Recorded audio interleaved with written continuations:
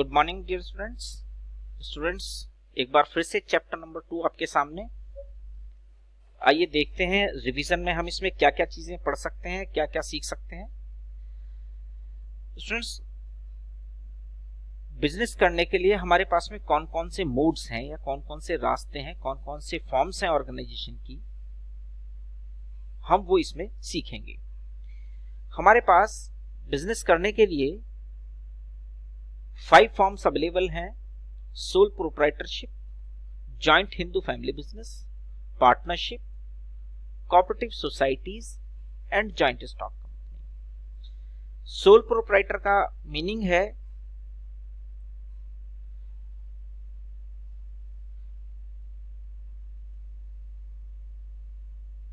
कि जब कोई एक सिंगल ओनर जो बिजनेस में इन्वेस्टमेंट भी करेगा, कंट्रोलिंग भी करेगा और डिसीजंस भी अपने उसके खुद के होंगे, इस तरह के बिजनेस को हम सोल प्रोप्राइटरशिप बिजनेस कहेंगे।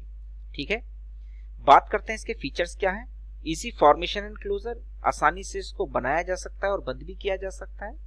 इसकी लायबिलिटी इसकी अनलिमिटेड है क्योंकि अकेला ही है, सारे लॉस खुद को ही, अगर लॉस हो जाएगा तो खुद को ही बियर करने होंगे। Sole risk bear and profit recipient, अकेला ही प्रॉफिट का रेसिपेंट है और रिस्क भी उसको अकेले को ही लेना है। कंट्रोलिंग सिस्टम भी उसी के खुद के पास में है। ठीक है, कोई सेपरेट लीगल एंटिटी नहीं है। बिजनेसमैन एक ही बात है, बिजनेस को लॉस होना मतलब बिजनेसमैन को लॉस होना। लैक ऑफ बिजनेस कंटिन्यूटी, मतलब इस तरह के जो बिजनेस हैं वो अगर थोड़े से लॉस में चले जाते हैं तो वो बहुत जल्दी बंद होने की कगार पर पहुंच जाते हैं, यानी जल्दी बंद हो जाते हैं।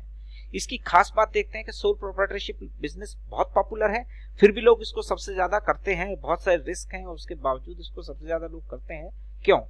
Number 1, quick decision making. सबसे खास बात यह है इसमें कि डिसीजन बहुत जल्दी से ले लिए जाते हैं क्योंकि किसी से डिस्कस तो करना है नहीं, खुद के डिसीजन चलेंगे तो अपने डिसीजन होंगे इसमें जल्दी से हो जाएंगे।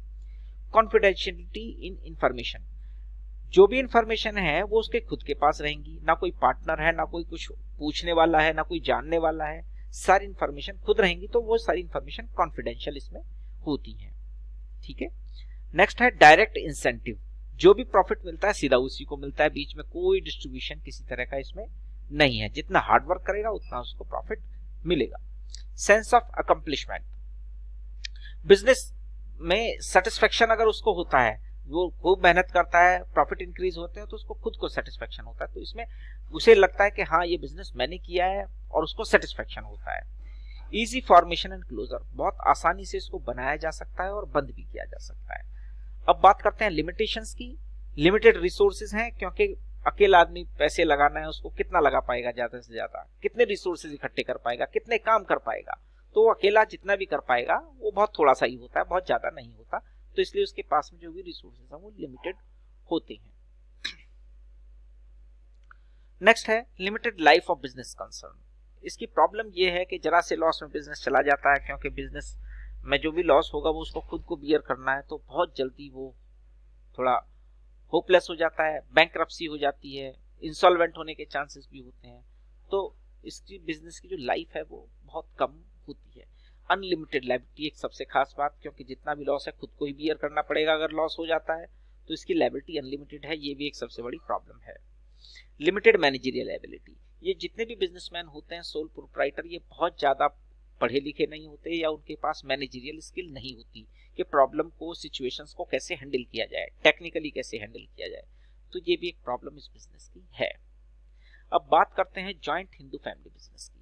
हम जॉइंट हिंदू फैमिली बिजनेस जानते हैं कि हिंदुओं की जो जॉइंट फैमिली है, अगर वो किसी बिजनेस को, ट्रेडिशनल बिजनेस को करती है तो उसको हम जॉइंट हिंदू फैमिली बिजनेस कहेंगे। बहुत सारे एग्जांपल्स हमारे पास में आपने देखा होगा कि हम सुनार का बिजनेस बताते हैं, गोल्ड स्मिथ की जो बिजनेस है वो पीढ़ी दर पीढ़ी चलता चला जाता है और सारी की सारी फैमिली उस बिजनेस में इन्वॉल्व हो जाती है। तो जब भी 3 सक्सेसिव जनरेशन किसी बिजनेस में इन्वॉल्व हो जाती हैं, किसी भी हिंदू फैमिली की 3 सक्सेसिव जनरेशन किसी बिजनेस में इन्वॉल्व हो जाती है, तो उसको हम जॉइंट हिंदू फैमिली बिजनेस कहते हैं। ठीक है, बात करते फीचर। फॉर्मेशन इजी फॉर्मेशन है, बहुत कॉम्प्लिकेटेड नहीं है। लायबिलिटी, इसमें कर्ता की अनलिमिटेड लायबिलिटी है, बाकी जितने भी को पर्सन्स हैं उनकी लिमिटेड लायबिलिटी अपने शेयर तक। कंट्रोल सारा कंट्रोलिंग सिस्टम कर्ता के पास, यानी जो भी हिंदू फैमिली का जो सबसे बुजुर्ग आदमी है वही मालिक होता है, उसी के पास होती है कंट्रोलिंग सिस्टम। कंटिन्यूटी, इस तरह के बिजनेस कंटिन्यू चलते रहते हैं। एक की डेथ होती है, दूसरा जो एल्डेस्ट मेंबर है वो बन जाता है कर्ता, वो मालिक हो जाता है, फिर उसके बाद में फिर नेक्स्ट और ऐसे पीढ़ी दर पीढ़ी ये बिजनेस चलता चला जाता है। माइनर मेंबर, इसमें माइनर मेंबर भी पॉसिबल है, यानी कि अगर कोई छोटा सा बच्चा है तो वो अगर वो हिंदू परिवार का सदस्य है, पैदा होता है, तो पैदा होते ही उसको उसकी मेंबरशिप मिल जाती है, यानी माइनर मेंबर भी पॉसिबल है। अब देखते हैं इसकी खास बात क्या है, क्यों जॉइंट हिंदू फैमिली बिजनेस भी लोग कर रहे हैं। Number 1, effective control. रीजन, एक आदमी की चलेगी बस, उसके अलावा और किसी की नहीं बात सुनी जाएगी। तो कंट्रोलिंग सिस्टम जब एक आदमी के पास होता है तो कंट्रोलिंग इफेक्टिव होती है, और जहाँ बहुत सारे लोग कंट्रोलिंग करने लगते हैं तो वहाँ पता ही नहीं चलता कौन क्या कहना चाह रहा है, तो इसलिए कंट्रोलिंग यहाँ पर इफेक्टिव होता है। नेक्स्ट, कंटिन्यूड बिजनेस एक्सिस्टेंस, जो बिजनेस पुराना चलता आ रहा है वो लगातार कंटिन्यूसली चलता रहता है। अनलिमिटेड लायबिलिटी ऑफ मेंबर्स को कम से कम सेफ है, उनकी जो लायबिलिटी है वो लिमिटेड है, यानी अपने पार्ट तक वो लॉस बियर करेंगे, किसी दूसरे का लॉस को वो बियर नहीं करेंगे। कौन बियर करेगा? केवल कर्ता। इंक्रीज्ड लॉयल्टी एंड कोऑपरेशन, इसमें क्या होता है जब परिवार के सदस्य एक साथ मिलकर के काम करते हैं तो उनमें लॉयल्टी बनती है और कोऑपरेशन की फीलिंग, एक नई फीलिंग जनरेट होती है। अब देखते हैं कि कुछ कमियां क्या है। लिमिटेशंस, लिमिटेड रिसोर्सेज, इनके पास भी रिसोर्सेज लिमिटेड हैं क्योंकि एक ही परिवार के लोग मिलकर के उस बिजनेस को रन कर रहे हैं। बेशक मेंबर्स ज्यादा हैं लेकिन जो भी इन्वेस्टमेंट हो रही है वो सब तो एक ही फैमिली से है, इसलिए वो भी लिमिटेड ही होती है। अनलिमिटेड लायबिलिटी ऑफ कर्ता की लायबिलिटी अनलिमिटेड है, जैसे कि हमने पहले बताया, ये सबसे बड़ी प्रॉब्लम है। इसलिए जो सबसे परिवार का बुजुर्ग आदमी है वो इस बिजनेस को करने से बचता है, सोचता है कि अब इस ओल्ड एज में ये एक्स्ट्रा बर्डन क्यों लेना और फिर लॉस का रिस्क क्यों लेना। तो एक सबसे बड़ी प्रॉब्लम ये भी लिमिटेशन है। डोमिनेंस ऑफ कर्ता, जो कर्ता होता है परिवार का सबसे बुजुर्ग आदमी होता है, वो दूसरे लोगों को दबा के रखता है। ये भी एक इसमें प्रॉब्लम होती है। बोलते हैं ना कि बुजुर्ग लोग बोलते हैं कि भाई जो हम कह रहे हैं वही सही है, बेशक चाहे वो सही ना हो, लेकिन क्योंकि मालिक है, करता है, तो उनकी बात सुननी पड़ेगी।